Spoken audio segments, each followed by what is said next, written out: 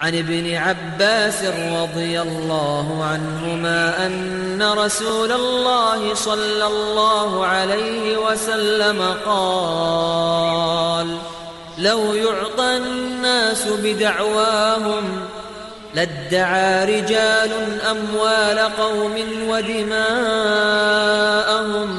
لكن البينة على المدعي واليمين على من أنكر.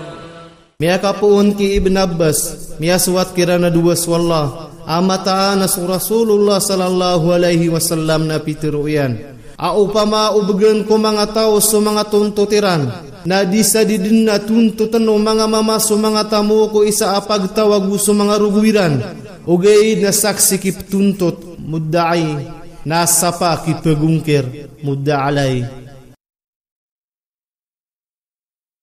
Mia kapuun ki Ibn Abbas, mia suat kirana dua swallah, amata anas Rasulullah sallallahu alaihi wasallam na pitiruyan. Upama ubegen ko mga tao so mga tuntutiran, na di sa didin na tuntutan o mga mamaso mga tamu ko isa apagtawag so mga ruguwiran, ugay na saksi kip tuntut, mudda'i, nasapa kip pagungkir, mudda'alay.